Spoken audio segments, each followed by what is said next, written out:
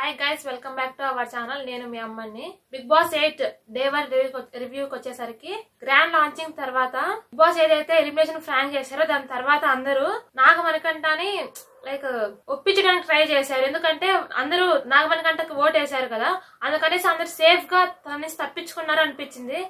దానికి ఇంకోటి అందరు సేఫ్ గేమ్ ఆడుతున్నారేమో అనిపించింది నాకు నాగమణికంఠ నుంచి. నాగమణికంఠ తనని ప్రూవ్ చేసుకోవడానికి చాలా ట్రై చేశాడు అనిపించింది, కానీ ఎవరు తనని అంతగా పట్టించుకోలేదు ఆ విషయంలో. నాగమణికంఠ అండ్ నిఖిల్ ఆర్గ్యుమెంట్ లో నిఖిల్ అనవసరంగా రియాక్ట్ ఎక్కువ అవుతున్నాడేమో అనిపించింది నాకైతే. బికాస్ ఆఫ్ నాగమణికంఠకి ఫస్ట్ వచ్చిన డేనే ఎలిమినేట్ అయిపోయి వెళ్ళిపోతున్నాము అంటే ఒక పెయిన్ ఉంటుంది డెఫినెట్ గా. బికాస్ వాళ్ళు ఎంతో కష్టపడితేనే ఈ స్టేజ్ వరకు వస్తారు. ఆ పెయిన్ ద్వారా తను అలా రియాక్ట్ అయ్యాడు అనిపించింది. అండ్ అనవసరంగా నిఖిల్ ఎక్కువ రియాక్ట్ అయ్యాడేమో అనిపిస్తుంది ఈ సిచ్యువేషన్ లో. నాకైతే నాగమణికంఠనే కరెక్ట్ అనిపిస్తుంది. మీకు నాగమణికంఠ అండ్ నిఖిల్ ఆర్గ్యుమెంట్ లో ఎవరి ఆర్గ్యుమెంట్ కరెక్ట్ అనిపించిందో కామెంట్ చేయండి. నాకైతే డెఫినెట్ గా నాగమణికంఠనే కరెక్ట్ అనిపించింది. శేఖర్ భాష బేబక్కను ఒక ఆట ఆడిస్తున్నాడు. ఎందుకంటే బేబక్క శేఖర్ భాషని ఏదో ఆడడానికి ట్రై చేస్తుంది, కానీ శేఖర్ భాష చాలా సేఫ్ గేమ్ ఆడుతూ ఐ లవ్ యూ అని చెప్పాడు. దాంతో బేబక్క అసలు ఏం మాట్లాడలేకపోయింది. నాకు దీన్ని చూస్తే శేఖర్ భాష చాలా సేఫ్ గేమ్ ఆడుతున్నాడు అనిపించింది. బిగ్ బాస్ నో రేషన్ అని చెప్పాడు ఈ సీజన్ లో, కానీ బిగ్ బాస్ ఫస్ట్ లోనే రేషన్ పంపించాడు. అది ఎందుకో అని నాకైతే అర్థం కాలేదు. అది కూడా ఫస్ట్ గేమ్ కండక్ట్ చేసి దాని తర్వాత రేషన్ పంపించుంటే బాగుండని నాకు అనిపించింది. బిగ్ బాస్ రేషన్ పంపించాక నాకు నిఖిల్ వాటన్నింటినీ మెయింటైన్ చేయడం బాగా నచ్చింది. అంటే లైక్ బాగా లీడర్షిప్ క్వాలిటీస్ తనలో ఉన్నాయి అనిపించింది. అందరినీ హ్యాండిల్ చేయడము, మీరు ఈ డ్యూటీ చేయండి, మీరు అంటే ఈ సీజన్ కి నో కెప్టెన్, కానీ తనలో కెప్టెన్ క్వాలిటీస్ కనిపించాయి నాకైతే. మీరు ఈ వర్క్ చేయండి బాగుంటుంది, మీరు ఈ వర్క్ చేయండి మీకు ఇలా సెట్ అవుతుంది అన్నట్టు అలా కెప్టెన్ క్వాలిటీస్ తనలో చూశాను.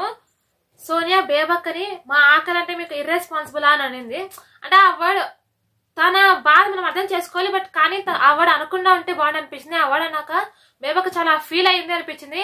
ఎందుకంటే ఫస్ట్ వచ్చిన 2 days లో కొంచెం అందరూ కలిసిగా ఉండాలి. లైక్ ఏంటంటే వాళ్ళందరికీ హౌస్ కొత్త కదా, అంటే ఏవి ఎక్కడున్నాయి, ఏ వర్క్ చేస్తాయి, ఎలా వర్క్ చేస్తాయి వాళ్ళకు కూడా తెలియడానికి కొంచెం టైం పడుతుంది.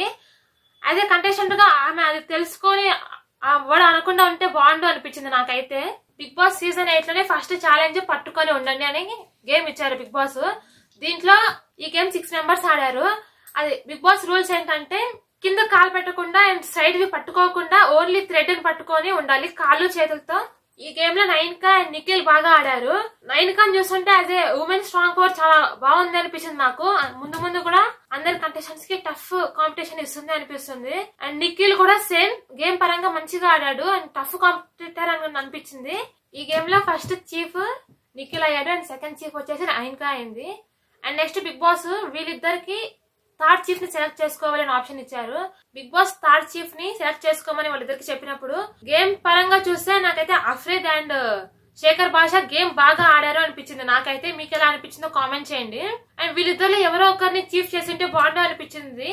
ఎందుకంటే గేమ్ పరంగా వాళ్ళు థర్డ్ పొజిషన్ లో ఉంటారు డెఫినెట్ గా అనిపించింది నాకైతే. నా ఒపీనియన్ వాళ్ళిద్దరిలో నుంచి ఒకరిని చీఫ్ గా చేసింటే బాగుండు నాకు అనిపించింది. అండ్ థర్డ్ చీఫ్ లోని యష్మిని సెలెక్ట్ చేశారు. అండ్ యష్మి కూడా మాట్లాడినప్పుడు నాకన్నా బాగా బెటర్ గా వాళ్ళిద్దరే ఆడారు అన్నట్టు ఇండైరెక్ట్ గా చెప్పినట్టు నాకు అనిపించింది. అంటే తను ఆడలేదని తను ఇండైరెక్ట్ గా అంటే డైరెక్ట్ గా ఒప్పుకోకుండా ఇండైరెక్ట్ గా ఒప్పుకుంటుందేమో అని నాకు అనిపించింది. సోనియా అండ్ నిఖిల్ ఆర్గ్యుమెంట్ లో సోనియా నాకు అంటే తన గేమ్ తను ఆడుకున్న పాయింట్ ఆఫ్ తను చెప్పకుండా అనవసరంగా నబీల్ కి సపోర్ట్ చేస్తుందేమో అని నాకు అనిపించింది. తన గేమ్ తను ఆడుతూ తన పాయింట్ తను చెప్పుకుంటుంటే బాగుండు అనిపించింది నాకైతే. బికాస్ ఆఫ్ తన పాయింట్ తను చెప్పుకుంటాడు నబీల్, ఈమె అనవసరంగా రియాక్ట్ అయిందేమో ఆ సిచ్యువేషన్ లో నాకు అనిపించింది. సోనియా తన గురించి తను ఫైట్ చేసుకుంటే బాగుండు, వేరే వాళ్ళ గురించి అనవసరంగా ఈమె ఎందుకు ఇన్వాల్వ్ అవుతుందా అనిపించింది. అంటే అది వేరే వాళ్ళ పాయింట్ వాళ్ళ డెసిషన్ బిగ్ బాస్ తీసుకుంటారు, కానీ ఈమె ఎందుకు అనవసరంగా అన్నిట్లో రియాక్ట్ అవుతుందేమో అని నాకు అనిపించింది. మీకు కూడా సేమ్ అలాగే అనిపిస్తే కామెంట్ చేయండి. రేపటి నుంచి ప్రతిరోజు లైవ్ అప్డేట్స్ ఇస్తూ ఉంటాను. మరిన్ని బిగ్ బాస్ రివ్యూస్ కోసం అండ్ లైవ్ అప్డేట్స్ కోసం మన యూట్యూబ్ ఛానల్ ని సబ్స్క్రైబ్ చేసుకోండి. Thank you for watching.